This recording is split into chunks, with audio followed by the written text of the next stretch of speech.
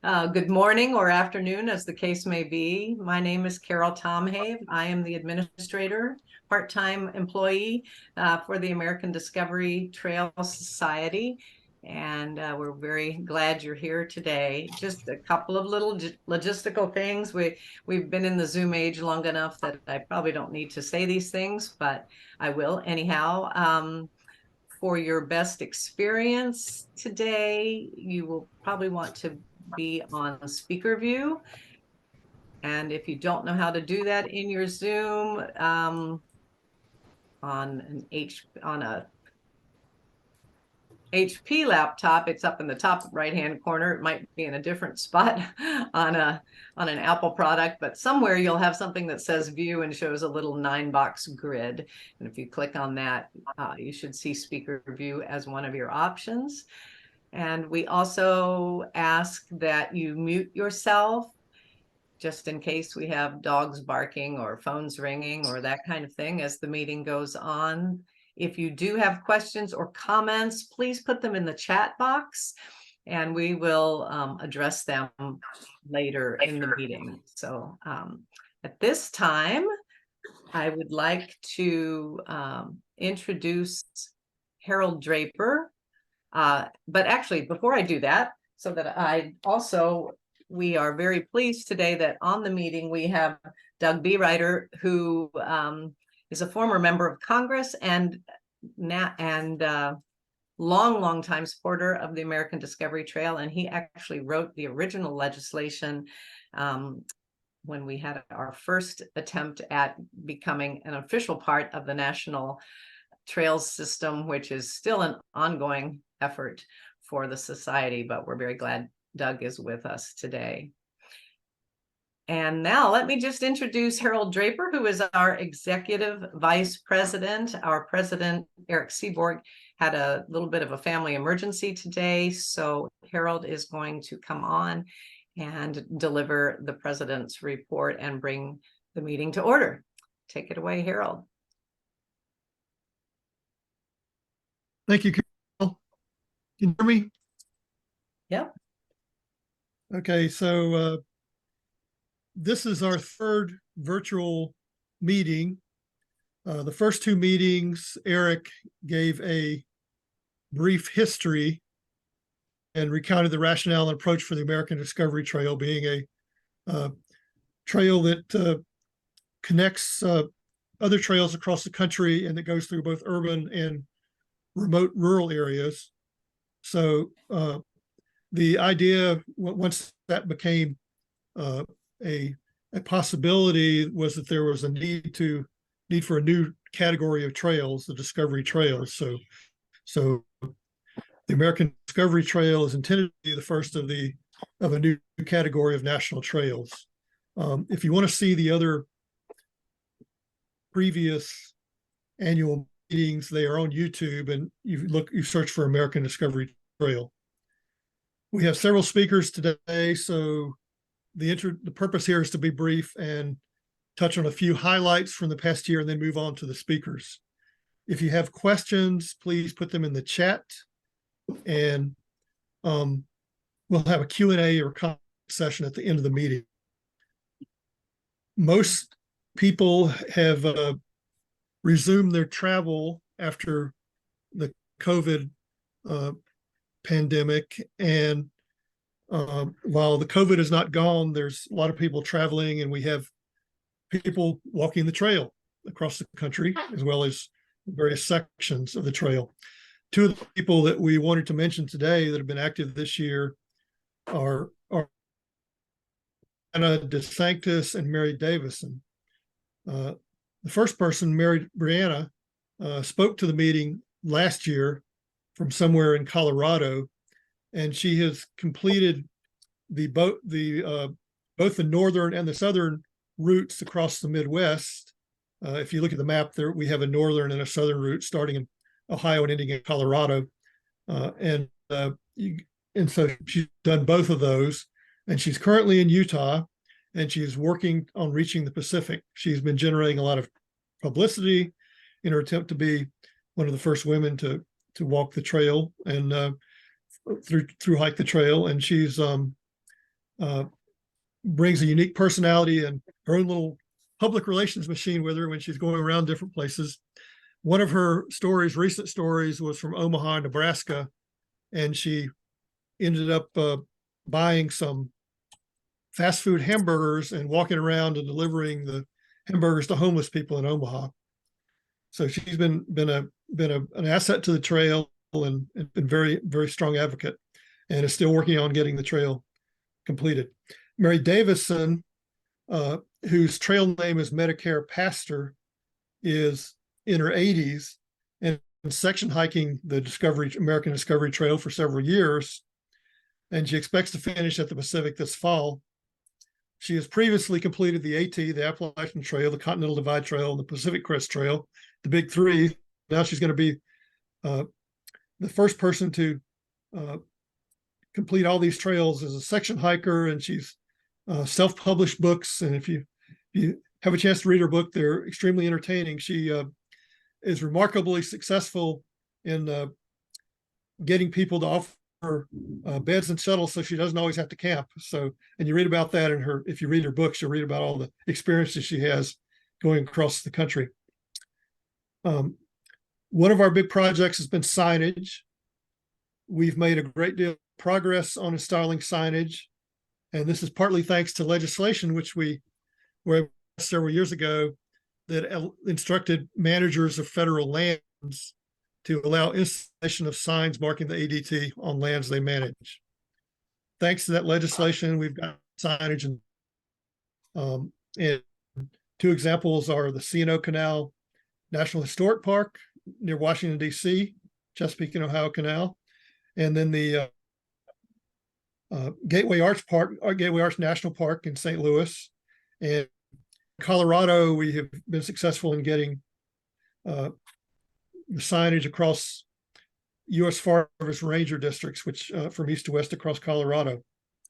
In each jurisdiction, there's a fair amount of effort to do that. You have to contact the park manager, the site manager, usually with a presentation, meeting, obtaining permission, and getting them educated on what the legislation says and how they can work that in with their particular project, their particular trail. So there's because the Discovery Trail is aligned with existing trails, there's always different approaches to signage on different trails. And the trail also follows a road in many places. And that, like all trails, our goal is to get the American Discovery Trail off roads to the extent possible. But right now, in order to connect trails, you have to do that. And we have a new sign that highway departments or road departments can use that meets the standards for highway signs that can be put on those roads. Looks like, and it's not our standard small trail sign, but it's the larger sign, and that can. So if we are trying to get it marked on roads, we have a sign that's consistent with the manual of traffic control devices, manual of uniform traffic control devices. One of the questions we get a lot is whether you can follow the trail by following signs. And unfortunately, the answer is not totally yet. There are places that are not marked, but we're working on it. And most people, of course, now today hikers use some phone of a GPS version that has the trail route, and they have it overlay a map on their phone. Perhaps the biggest news since the last meeting in 2022 is that we did not get the Discovery Trail added to the National Trail System. The American Discovery Trails Act did not pass, but we are learning a lot about that process in Congress and working with the National Park Service, and their position on Discovery Trails has gone back and forth, unknown to us, unfortunately, until they actually raised some questions about it. So we need to get them. We're now educating the Park Service, and they've been very cooperative. And we can talk about that later if you have any questions. We're having meetings and ongoing discussions with the National Park Service. One of our big new projects this year was the Hike Challenge. We're going presentation on that in a few minutes, a video. Our membership is small, but it's trending up, and our budget is stable. We have a surplus. We're diversifying our revenue with new programs. We signed on to a car donation program. So as the theme of this meeting, we wanted to do some brief presentations and give a look inside the American Discovery Trail Society. We'll start on the eastern end of the trail with Delaware, Terry Schuchart, and who is had a career in information technology, and also with the Commonwealth of Pennsylvania. She's now retired and moved to coastal Delaware. She noticed some American Discovery Trail signs and became Delaware coordinator in 2021. So please welcome Terry to our meeting. Hi, thanks for giving me a chance to share some information about Delaware, which is my adopted home. I'm a lifelong Pennsylvanian, and when I retired, I moved down to the beach. And we're in the middle of the storm right now, so hopefully everything stays okay. So like Harold said, I have been the coordinator since 2021. And what's great about Delaware is the point where you can actually go into the ocean. So here, this picture right here is actually the eastern terminus. You come out of the ocean and then start the trail. Delaware's great. It's for a lot of people because it's flat, very flat, and it's only 44.6 miles. So it's easy. We just had a section hiker the other day do it. He did it in 3 days. So it's a nice start or end to the American Discovery Trail. You can go next.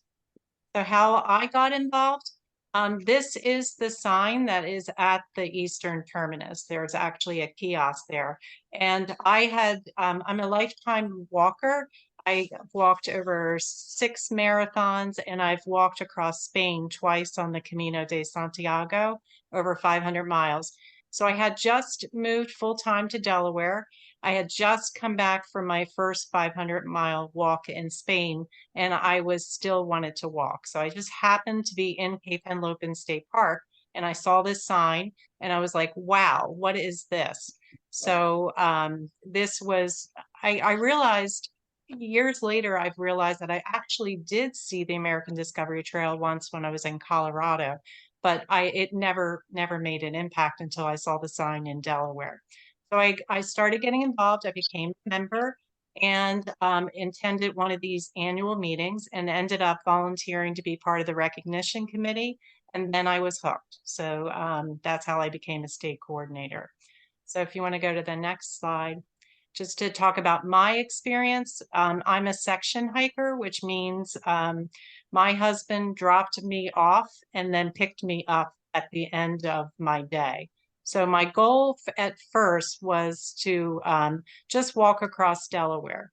So I did that. And then I thought, all right, I'm going to walk to the Chesapeake Bay Bridge in Maryland. And then I did that.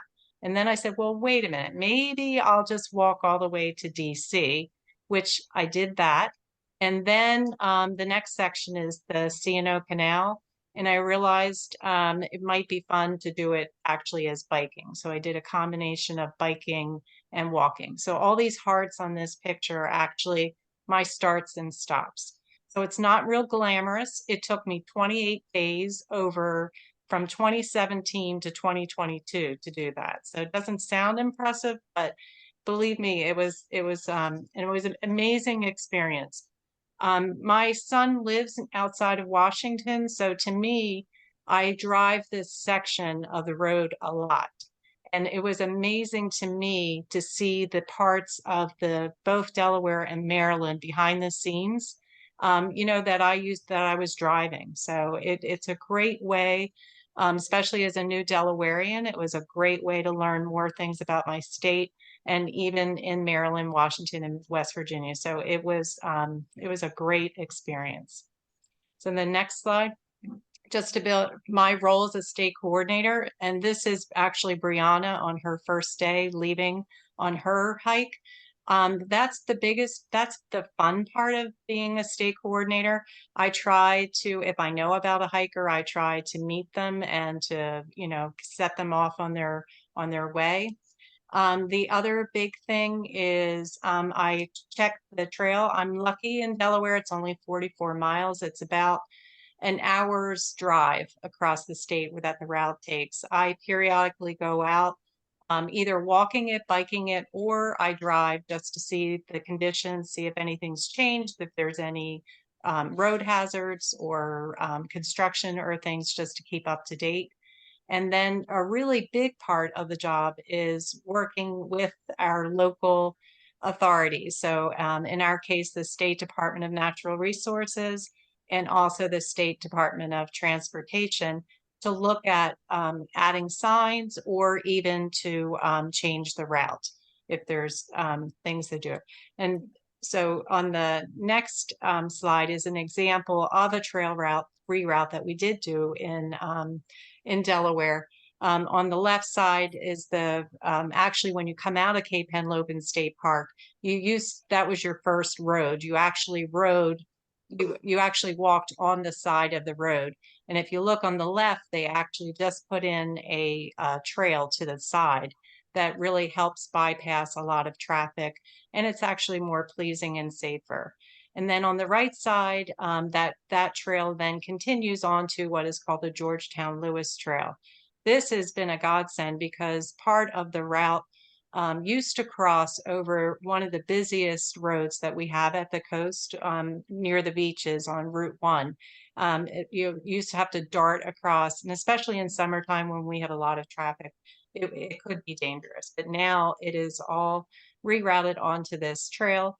The good news is the state has just received additional funding to complete this trail. So that's another thing that as a state coordinator, will be working with our local transportation department to see about incorporating the new part of the trail into Delaware section. Okay, and then the next, the other big thing is promoting the trail. I run a couple different hiking groups. So I'm actually exposing our hiking group. Most of these people here, we took a section of the American Discovery Trail. They weren't even aware that it was in their backyard. So that's another big part about promoting the trail, and which will actually lead, and this particular hike, we did it on the day of our recent American Discovery Trail Challenge that we just held in June. So here are these people. I've been continuing, and we've done a couple more hikes where by the time we're done, this group can actually say that they have walked across Delaware. So that's all the fun parts of and the real what I've enjoyed as being a state coordinator. And then next, and then here, just a little pitch. We do have some merchandise. I love that hat. And then here's one of the signs that are in Delaware. So now, which is the lead-in, which is a pretty good lead-in, is we recently completed the American Discovery Trail Hike Challenge. And then I'm going to turn it over to Durs Anderson, who is our committee chair. And I think there's a video that we're going to do. Take it away.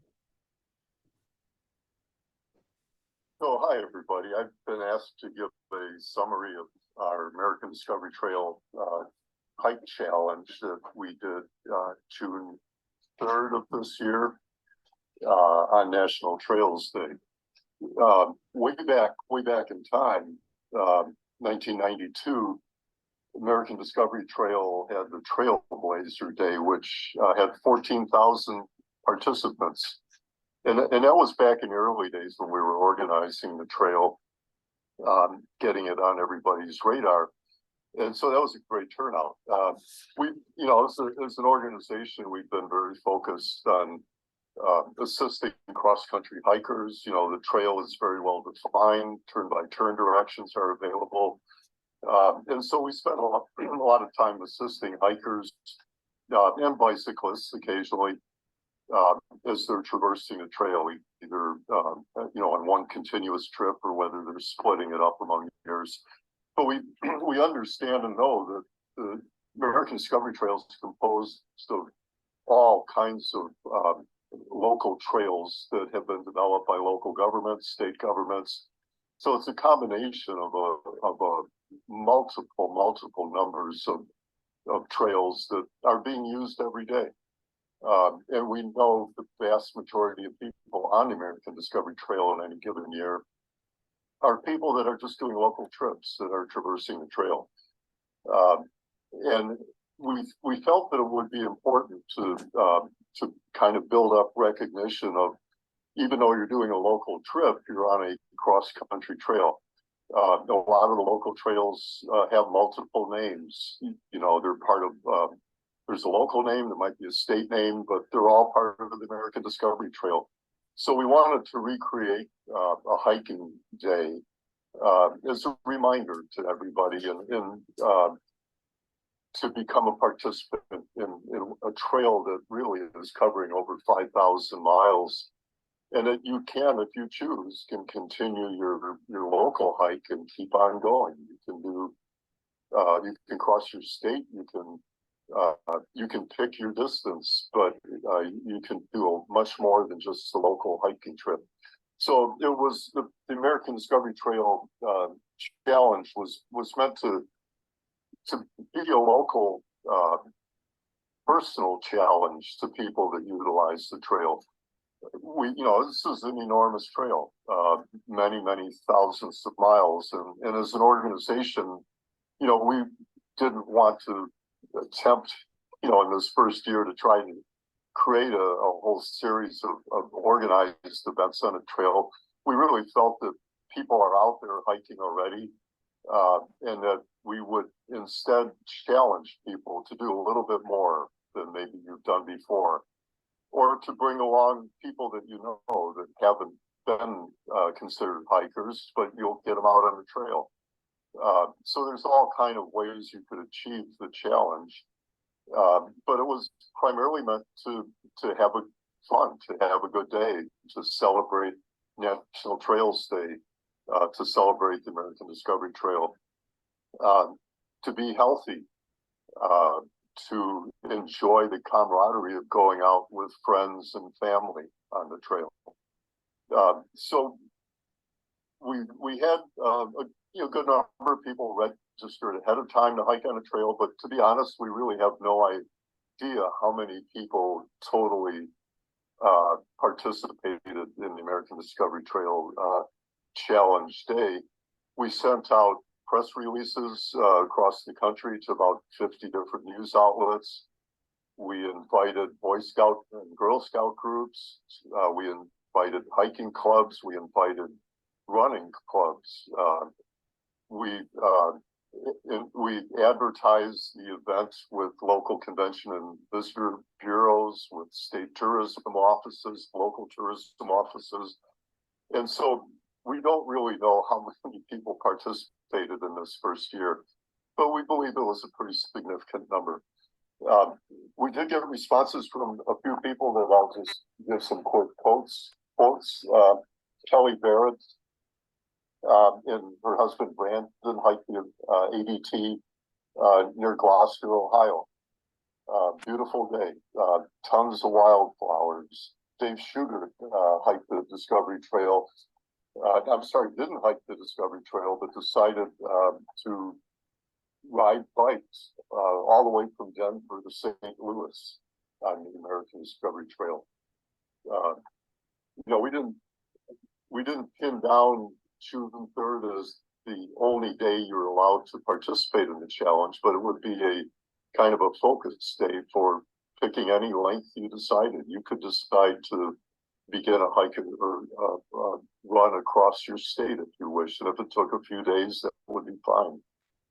Terry Arnold and her friend Samar did an 8-mile stretch of the ADT. Again, wildflowers all over the place. They were in Contra Costa County, California. Bill Gilmore in Southern Illinois biked 20 miles along the bicycling alternative to the River to River Trail in Southern Illinois, which is primarily an off-road hiking trail through the National Forest, an incredibly beautiful part of Southern Illinois. Diana Wright and 3 friends hiked the Heart of Iowa Trail from Huxley to Cambridge. Again, saw lots of wildflowers. So we heard that comment fairly often. It was a beautiful day. The wildflowers were out. People had a really good time. Michelle Fraze and her husband hiked 55 miles over 2 days, starting in Parkersburg, West Virginia. And Brian Batchelder hiked with his girlfriend on a boardwalk that he helped install along the trail a couple years ago. So we had a whole variety of different experiences that people reported on. We were thrilled to get those reports. And the board of the American Discovery Trail, will be considering in their November annual board meeting whether to establish the American Discovery Trail Challenge as an annual event. Pretty sure we will. It worked out well the first time. We're hoping to expand participation every year. And if you were out on that day and you're hearing this report, we congratulate you for participating. It was a lot of fun for us, and we know it was a lot of fun for you. So thanks a lot, and keep on hiking. American Discovery Trail Challenge 2024 coming up. Thank you, Durs. We were grateful that Durs was willing to make that video for us. He was not able to be here live today. And our next report is going to be from Byron Guy. Byron is our Ohio-Kentucky state coordinator, but he also holds multiple important roles with the Buckeye Trail Association. The Buckeye Trail is one of our affiliate trails that is a part of the American Discovery Trail. And Byron, you will learn something about some of the roles that he plays with that organization in the report that he's going to give. And if any of what he says makes you need to check with him about things you might be doing in your own state. I know some of the folks on this meeting are involved with states, with trails in their state. His email is right there as well, byron@discoverytrail.org. So take it away, Byron. All right. Thanks, Carol. Hi, everybody. Once again, like Carol said, my email address is byron@discoverytrail.org. If you have any questions or comments about what the presentation I'm about ready to give, please direct those to my email address. I'm not really good at running the chat boxes on these things and answering questions. But I will do my best to answer any questions you do after that. And please hold your applause till after the presentation is over. Just having a little fun there. So to tell you a little bit about the Buckeye Trail Association here in Ohio, the Buckeye Trail Association is a large, strong body of volunteers who maintain and promote a 1,440 plus mile trail around the state of Ohio.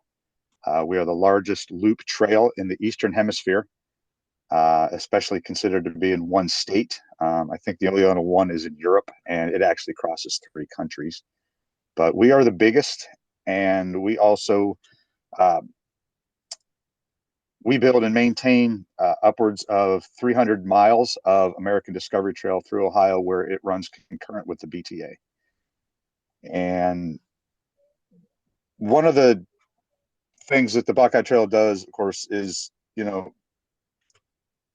we continue to look for ways to move road sections off-road and to upgrade those off-road sections to high quality trail. A lot of people have sugar plum very visions of the American Discovery Trail, or the American Discovery Trail, the Appalachian Trail in certain parts of the West and the Eastern Seaboard, the Pacific Crest Trail and the Sierra Nevadas. And unfortunately, what most people don't come to realize is that a lot of trails aren't like that. We are a patchwork and a network of different connections, and some of those can be considered to be dangerous roads at times, like Terry was talking about in her presentation. So that brings me to my first point with what we like to do in Ohio, and where we are moving to right now is getting as much on-road trail off-road as possible to create a better backpacking experience for the off-road trail users.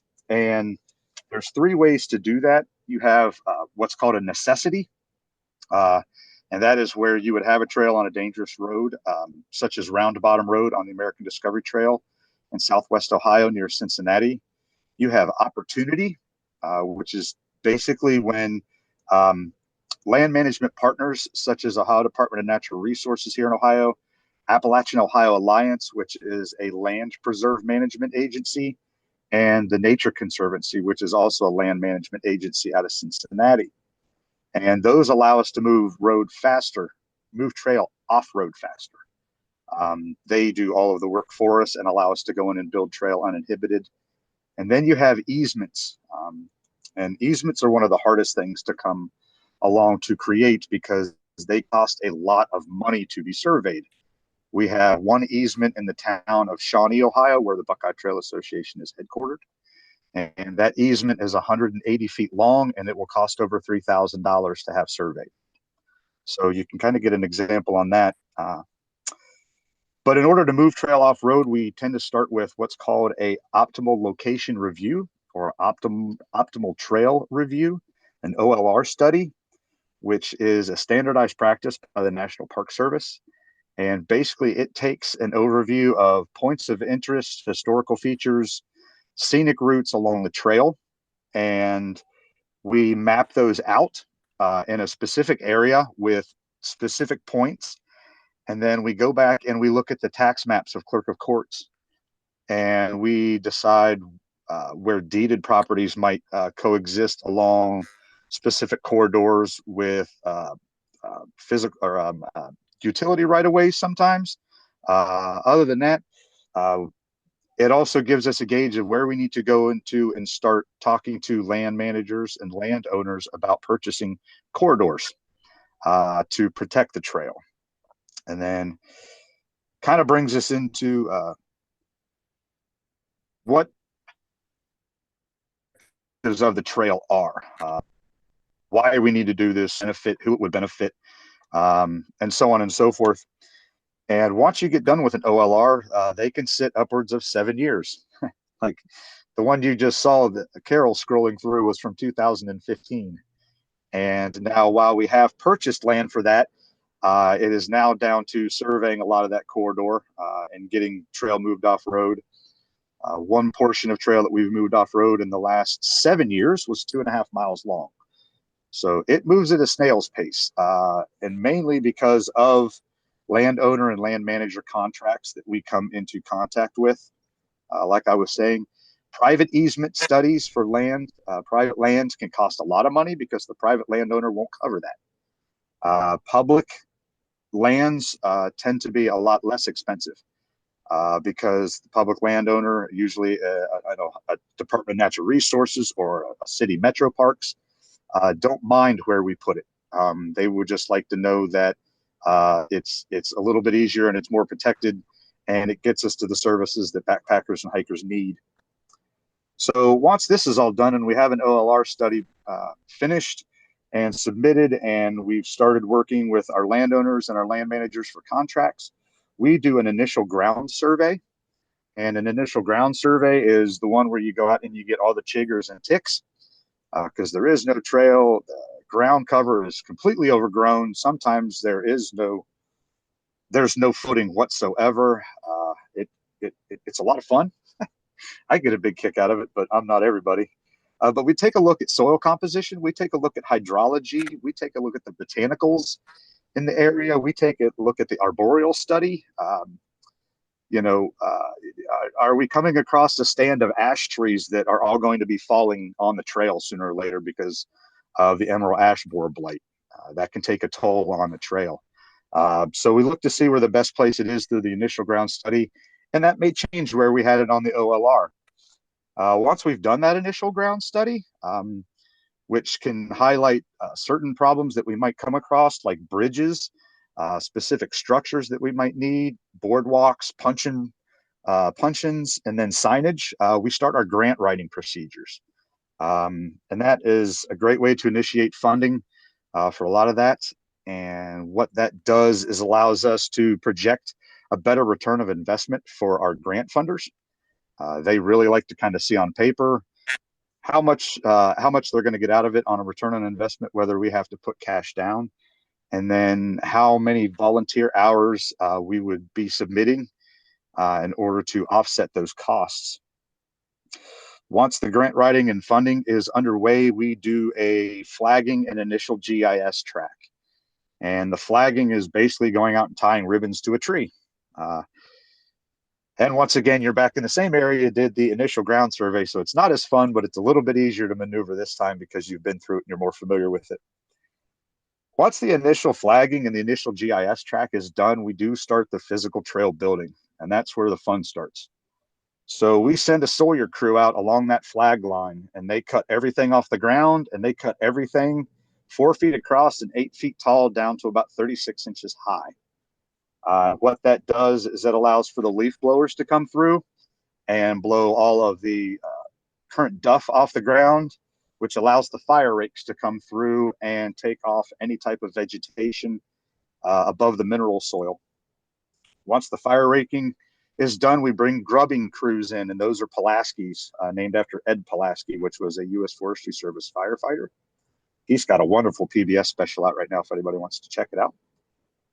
Those Pulaski's grub out trees from the roots actually and pull everything out. So all that's left now is mineral soil 4 feet wide all the way through the corridor where the benching comes in, and with Maddoxes and road hose. And then finally, initially, we do grading with McLeod's, named after Malcolm McLeod. He was another firefighter. Everything we use is a U.S. Forestry Service firefighter tool to build trails. It's the same process they use in order to create fire lines to break fires in the woods. But once all the building is done, we can finally move in and do a final GIS track and get it to the mapping committees and then submit it, and everything's all set and done. These processes, like I said, usually typically take anywhere from 5 to 10 years. So it's not something that moves along fast, but just in the last 5 to 10 years alone, we have moved over 56 miles of trail off-road in Ohio. And we have another 38 scheduled to move off-road just along the ADT corridor itself.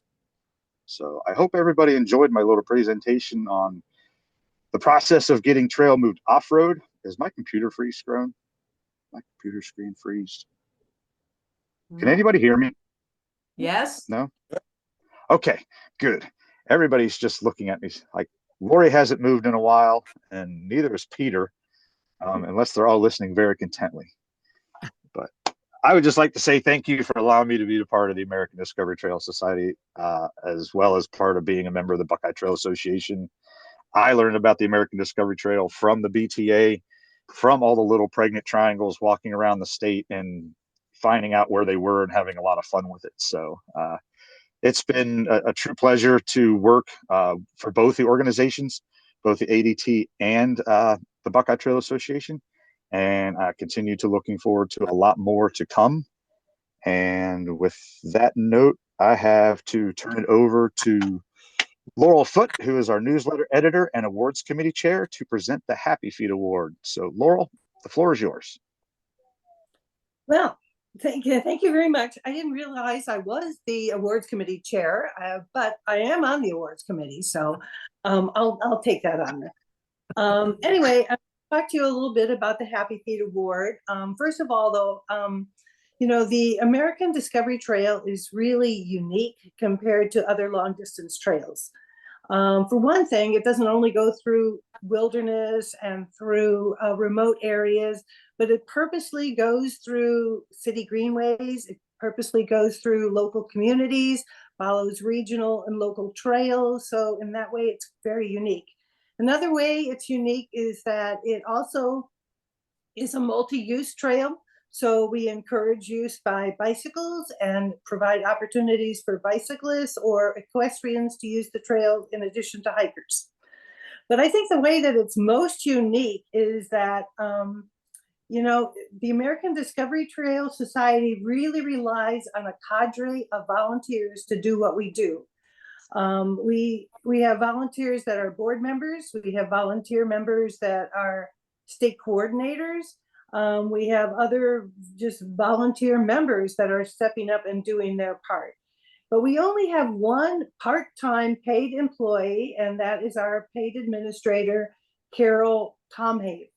So, I think it's pretty remarkable that we have a 6,800-mile trail that exists only because of the volunteer efforts of people like all of you members.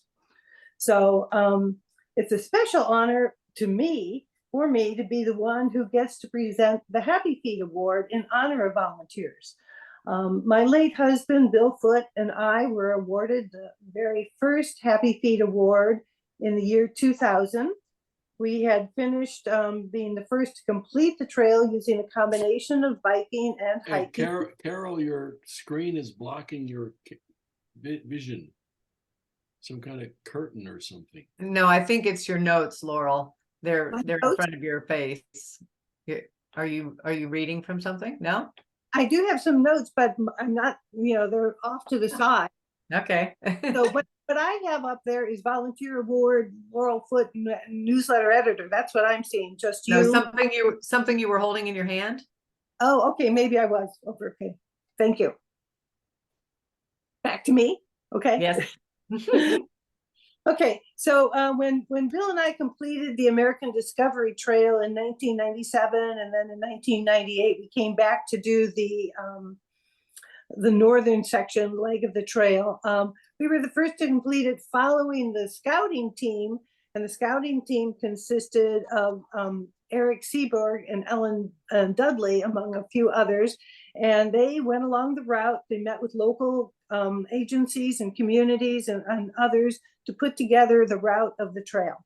Then Bill and I did it. And after we did that, we got involved with the American Discovery Trail.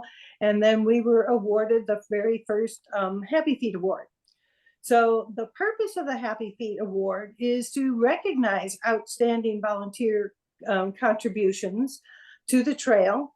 And the plaque that is given to the award winners says, awarded to the volunteer whose actions, enthusiasm, and commitment to the American Discovery Trail serve as an inspiration to others. And this year, I am proud to announce that the 2023 Happy Feet Award is being presented to Roger Ibbotson. Now, and there's a picture of the Happy Feet Award with Roger's name on it. Roger has not only been a substantial financial contributor to our efforts, but he's also spent volunteer hours in support of our goals. He's provided financial advice to us regarding decisions we were going to make. He has served as a non-board member of an ad hoc committee. And most recently, he has agreed to be one of the first class members of our newly formed advisory council. And I personally am especially happy to present this award to Roger, virtually though it is, because he's also my brother. So congratulations, Roger. Well, I'm so delighted. You told me to make sure to attend the meeting, and I can see why. I guess but I'm so glad to get this award, and thank you all very much. It's been really a great experience working with the American Discovery Trail all these years. So I'm shocked, I guess, to get this award, but I'm delighted, and I thank you all. Well, thank you, Roger. And now I want to turn the rest of the meeting, or the next part of the meeting, over to Lori Van Hook, who is our nominating committee chair. Well, welcome again, everybody. I am coming to you today virtually from Indiana. I thought it would be nice if we all mentioned where we're coming from, and it's all across the nation, right? Today, it's my pleasure to introduce our slate of officers for 2024. And according to our bylaws, which guide us, Article 5 and Section 9, which states that regarding the Board of Directors' tenure, each director shall hold an office for a 2-year term, and there shall be no limit of the number of terms served once a member has been established. So I want to read and introduce all of our board members on the slate, with current board members with a highlight, and with our 2 nominated new board members, which is Alan Fireherm and Terry Schutert. Mitch Barloga, since 2003, Mitch Barloga has served as the active transportation manager for the Northwestern Indiana region, Planning Commission, and he serves as the board president of the Indiana Greenways Foundation. He's treasurer and Northern Indiana State Coordinator of the American Discovery Trail. He's also a member of the American Institute of Certified Planners. He resides in Dyer, Indiana, and he loves to hike, bike, and roll. John Faisal, he was raised on a farm in central Iowa and received his BS from Iowa State University in agriculture before starting a career in pharmaceutical sales. Having been a competitive runner in both high school and college, he re-engaged in his passion and became acquainted with running groups and trail organizations in Northern California.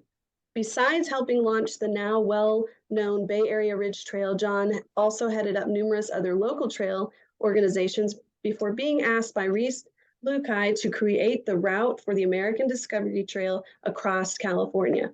He and Reese later became two of the four founders of the American Discovery Trail Society. Alan Fireherm, he is a new board nominee. He grew up on a farm in Nebraska and graduated from Doane College, now Doane University, with a BA in Business Administration and Communication. He currently serves as the Federal Advocacy Manager for the Center for Excellence in Education, a nonprofit that promotes STEM education. Prior to joining CEE, Alan was a legislative staffer on Capitol Hill for more than 30 years, working for several members of Nebraska congressional delegation. He served in a number of key congressional roles in these offices, including senior legislative assistant, legislative director, and deputy chief of staff. Alan and his wife, Vivian, and teenage son, Aiden, live in Northern Virginia. Hey, Lori, let me interrupt at this point. Sorry for the real quick introduction. Alan was our key player on the Hill for many, many years. And he, Wonderful. as a staffer there, knows more about the American Discovery Trail and did more to advance our legislation than any other staffer. So really, he's the absolute key person on the Hill for close to 20 years. And we relied totally on his advice and suggestions and work and effort and enthusiasm to move our legislation as far forward as we got. So he deserves a huge amount of credit for how far we've gotten on the Hill. Thank you. Oh, thank you, Peter. Appreciate that. And we're so happy that you're joining us today, by the way. And we just heard from Laurel Foote. Laurel Foote joined the board in 1997, soon after she and her late husband, Bill, completed the first cross-country trip on the ADT by bicycling, hiking, and even one day of horseback riding using the southern route in the midsection. The following year, they biked in Northern Leg in the Midwest. She has served as president of the ADT Society, chair of numerous committees, most recently the Ad Hoc User Recognition Committee, and newsletter editor. Laurel and Bill were the recipients of the first Happy Feet Award. She is currently retired and a retired school psychologist and married to Gary Nero, and a frequent newsletter photograph contributor and the parent and step-parent of 3 adult children. Reese Lukai, a native of Norfolk, Virginia. Reese has been an outdoorsman since he can remember, beginning in the Cub Scouts and Boy Scouts. Music has also been played a major role in his life. After 4 years as a U.S. Navy musician, playing the French horn, he performed for 13 seasons in the Norfolk Symphony and 10 seasons in the Colonial Williamsburg, plus other groups.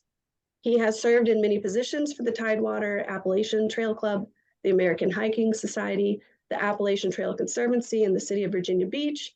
He is also the co-founder of the Boy Scout Troop 481, and he is one of the original founders of the American Discovery Trail Society.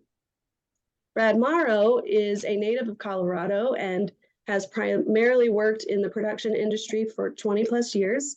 His career has spanned major movie productions, then he expanded to major network television shows and even eventually commercials.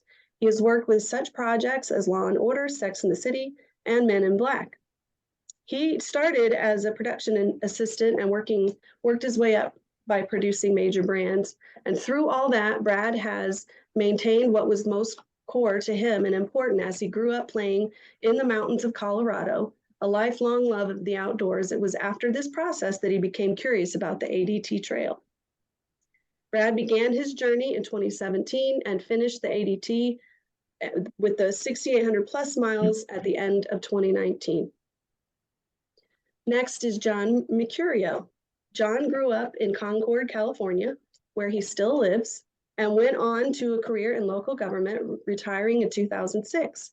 He lives very close to the American Discovery Trail and walks or runs on it at least once a week. John was elected to the East Bay Regional Park District Board of Directors in 2022, where he is a key trail advocate. He joined the American Discovery Trail Society Board in 2017 and has served as its California coordinator since 2020. His hobbies include reading history, running, trail construction, and maintenance, and hiking. He enjoys traveling with his wife and 2 daughters. Butch Nyber is he's the current government relations specialist with Bolton and Mink, with over 35 years of experience as a city administrator and utility director with Ohio communities. He has intimate knowledge of municipal governments as well as experience aligning community needs and available funding. Butch is the current president of the White Rock Conservancy and treasurer of the Dallas County Community Foundation, and serves as the American Discovery Trail Society board member of Iowa State Coordinator since 2001.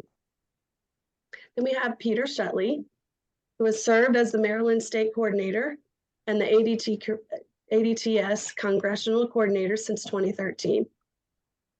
As such, he has actively met with many congressional staff to advance our various bills. He has also served as a secretary on the ADTS Executive Committee for 3 terms. He has contributed many articles to the newsletter and installed signage and portions of the ADT in Maryland. We have Eric Seaborg, who is our current president. He was the president of the American Hiking Society for 3 years in the 1980s, and his involvement with AHS led to being the leader of the 3-person team that scouted the route for the American Discovery Trail from 1990 to 1991. He has also been involved with the ADT ever since and currently serves as president of the ADTS. He has maintained the same 1.5 miles of the Appalachian Trail for more than 25 years. In his professional life, he is a freelance writer and editor who has written on a wide range of topics from hiking to medicine and nuclear science. Our next new board member, Terry Schuchert, has served as the Delaware State Coordinator since 2021. She is an avid walker and hiker, as we learned, and is always looking for new walking challenges. She has completed many marathons, half marathons, walking in Philadelphia, Florida, Delaware, and Boston. And she has walked over 500 miles 2 times on the Camino de Santiago in Spain. And the pilgrimage began in France and ended in the coast of Spain. After a career in IT with the Commonwealth of Pennsylvania, she retired and moved to the coastal Delaware area. Terry also serves as a volunteer as a court-appointed special advocate for children experiencing foster care in Delaware. And she is also a coordinator for the Delmarva chapter of the American Pilgrims on the Camino. Next up is Samantha Shazorka. She has been the Nevada State Coordinator since 2019. She has completed 3 long-distance journeys on horseback across Nevada, including 2 across the American Discovery Trail. She is a member of the Long Riders Guild and International Association of Equestrian Explorers. When she isn't on a horse, Samantha is also an avid hiker. Then there's me, Lorianne Van Hook. I serve as the Executive Director in Southwest Indiana, and I work to advance trails. And we're lucky enough to have the ADT that runs through Southern Indiana. It runs right through my town. And there's Sharon Weekly. She has served as the West Virginia State Coordinator since 2011. She and her husband, Paul, have hiked the American Discovery Trail's 280 plus miles across West Virginia and short portions in Maryland, Ohio, California, and Illinois. Living near the trail, they try to contact every long distance hiker and have in some way hosted 180 hikers to date, including people who just use portions of the American Discovery Trail. Sharon is also an administrator for the Public American Discovery Trail on our Facebook page, and she is a member of the North Bend Trail Rail Trail Foundation and has always been an avid hiker, completing day hikes in many national and state parks, as well as the trail in South Korea this year. So those are our board members and our new board member nominees. And next up is a vote. Thank you, Lori, for the excellent brief biographies of our board nominees. We would like to have the members on the call take a vote. And the way to do that, you have two ways of doing that. One is to, on the reaction button on your Zoom screen, press, raise your hand, or the second possibility is you can just wave on the screen if you have your picture up. So everybody, please vote if you agree with this new group of nominees. Raise your hand. And keep it up for a while for us to get the count. And I think John Faisal was first and Laurel was second. So if you needed that information for the minutes. I count a total of Carol, are we ready? 5, 6, 7, 8, 9, 10, 11, 12, 13, 14, 15, 16, 17, 18. Yes, I got the same. I got 19 two times. So I would say, and then I guess we just need to say any opposed. Okay, anybody opposed? Please raise your hand on the screen. Looks like by acclamation. Okay. Okay. Thank you, everyone. We have next we have Carol to introduce a video. Yes, let me just get back real quickly to the PowerPoint. So we like to stress in the American Discovery Trail Society that although those few people each year that are brave enough to try to trek the entire trail, their stories are fun and we follow them, but the American Discovery Trail is really about the millions of people in this country who live within a half an hour or an hour's drive of the trail, just becoming aware that the trail exists and having a chance to get out and discover even a little bit the trail in their area or something about the history of their area that they might not have known before. And we have a couple who have in their way as they can become I put travelers, because as you will hear, they're not hikers exclusively, not bikers exclusively, but they're just very enthused and about the trail and want to do what they can to experience it. So we just we talked with them via Zoom, and we've kind of done some little excerpts here. You will hear them mention Medicare pastor Mary Davison, who you heard about in the report at the beginning of the meeting, and she's finishing up her section hikes and will do the entire trail. We think she will finish this fall. You will also hear them talk about Bob Palin. For those few who may not know, Bob Palin is our Utah state coordinator, but he is also the gentleman who created our website, who maintains all of our GPX files, and who helps hikers through Utah by burying countless caches of water every year and answering questions from everybody who might buy one state's worth of the GPS and says, how do I get this on my phone now? So Bob just does a lot for a lot of people, and you will hear him mentioned in this video as well. So here's a little something of just some everyday travelers on the American Discovery Trail. Hello, my name is Judith Johnson. This is my husband, Dave Johnson. Hi. And we were hiking the Appalachian Trail from 2000 to 2013. We finished in 2013. But we did it obviously in sections, but we did it in day hikes. And we would go get a shuttle, leave our car at the end of the day's hike, and put a car at the beginning of the day's hike so that we could then walk to it, and then we drive to wherever we're spending the night, because we did not want to camp overnight. It's not very comfortable. We were not going to carry a backpack on our back if we could avoid it, other than our sandwich and water. So when I would prepare for each of our section hikes, I would look up on trailjournals.com to see who else is hiking the section that we were going to be hiking. And I saw Medicare pastor post for years. And I mean, it wasn't whether she was, I don't know that she was hiking on the particular section, but I would read them and find out whether she was or not. And I was just like, oh, that's really cool. And then I thought, gee, it'd be cool if we could run into her and meet her, but we didn't. But then I saw that she had written a book, and I read that book voraciously. And then later I found out she had written a second book, Aren't You Afraid?, where she was hiking the American Discovery Trail.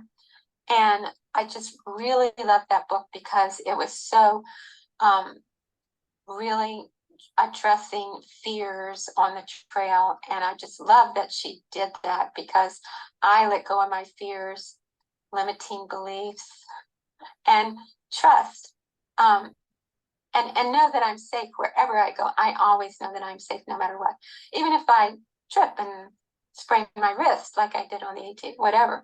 But I'm still safe and whole. And no matter how many times Dave and I fell down on the trail, we'd always get back up and had lots of fun. But when we found out there's an American Discovery Trail, well, so we've been retired since 2011, and it was really cool because walking across America, you know how long that would take? I'm just like, well, we're not through walking, that's for sure. And then when I thought about it, just like, well, this is an adventure that'll last us the rest of our lives. I always have something to look forward to. So it was so exciting. So then I said, okay, well, this isn't going to work if we walk, because Dave's had some hamstring issues and we weren't walking as far as we used to. The furthest we did was 19 miles on the Appalachian Trail. That was, yeah, we're not doing that again.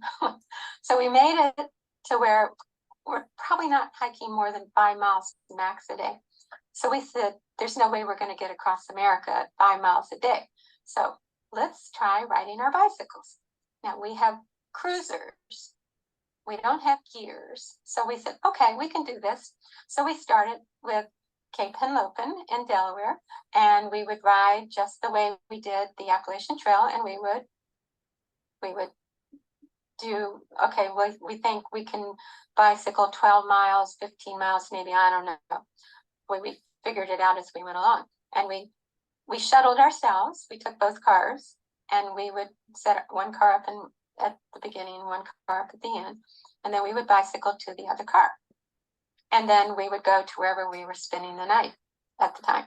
So then we got to where, okay, we finished Maryland, and I said, okay, well, we already did C&O Canal, because after hiking the Appalachian Trail, we needed new adventures. So we bicycled in Florida, we bicycled C&O Canal for 2 years in sections here and there. And then we figured, okay, now we'll take up in West Virginia. So West Virginia I picked the most challenging part to start on first, because if I could do that, then I know we could get through it. So we started with Valley Sides.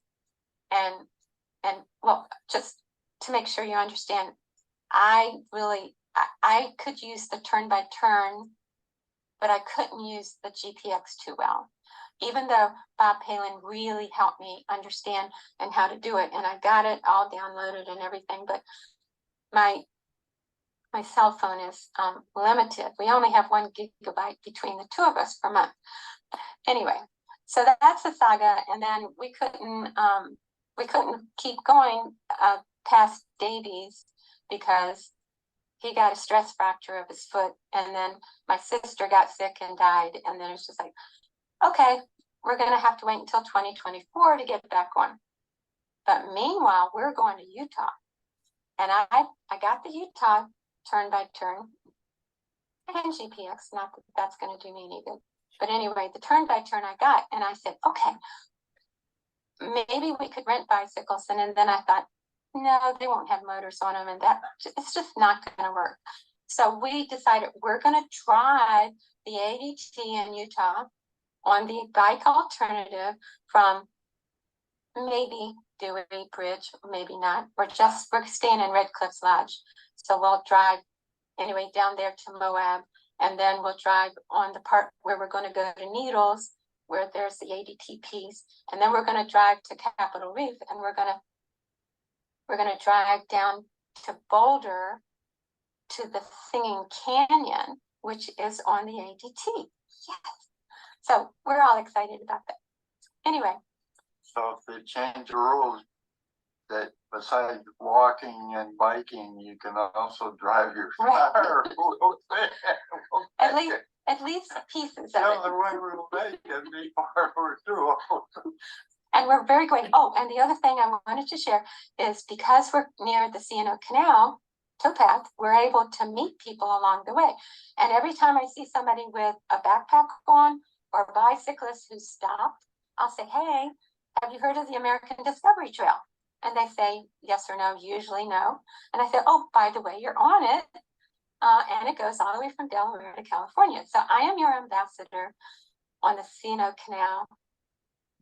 Anyway, that's my story. I think that's so fun. You know, not everybody on the American Discovery Trail can handle GPX and has the latest gear. So I just think it's very refreshing to see how this trail can have something for just about anyone. So thank you, Judith and Dave Johnson. That was a lot of fun. So that brings us to the end of our regularly scheduled reports for this year's meeting. I have seen in the chat that there have already been a couple of discussions about GPS and the database for the trail, and I don't know if there's anything else hanging out about that, or whether that question was answered, or if there are any other questions from anyone or comments before we close the meeting today.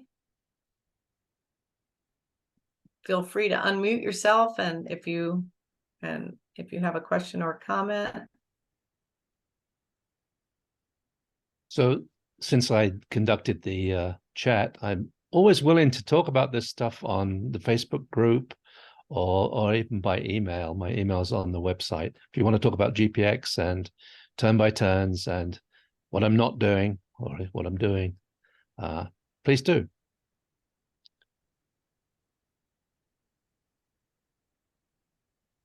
Anyone else? Yeah, I have a question. John Faisal here.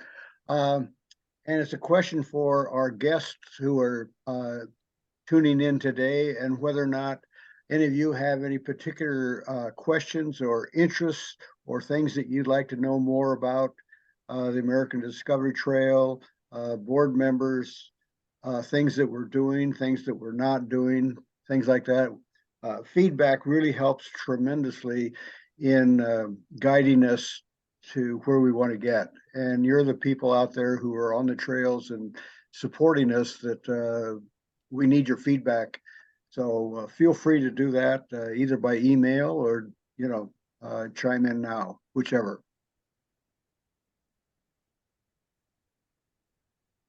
Carol, if I may, this is Reese Lukai. Reese. I would like to thank Roger Ibbotson for attending today. He's been a major financial supporter of the American Discovery Trail, and it would have been much more difficult for us to make the progress we've made without his support. So thank you. And Mr. B. Ryder, it is really great to see you again after all those years of traipsing to Washington, D.C. to meet with you. Glad to see you're still around.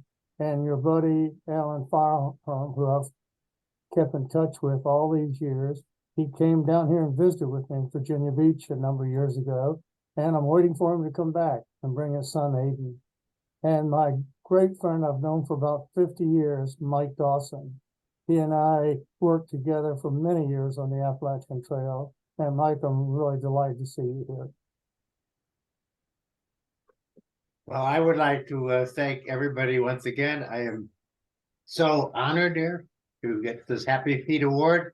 And I think there's so many of you have done so many things for the American Discovery Trail. So I mean, so many other people I think that could get it in the future, and I look forward to that. But I'm just so appreciative that you honored me today. Thank you very much. Thank you, Roger. Right. So in closing, are we ready to close? I believe In so. closing, I think I'll thank everyone for coming. I see that it's National Public Lands Day, so if you have any time this afternoon, the weather permitting, get out and enjoy a local park or a section of the trail, including the Discovery Trail. And we will, with that, the meeting is adjourned. Thank you, everyone. Have a Bye, great everybody. weekend. Bye. Fine.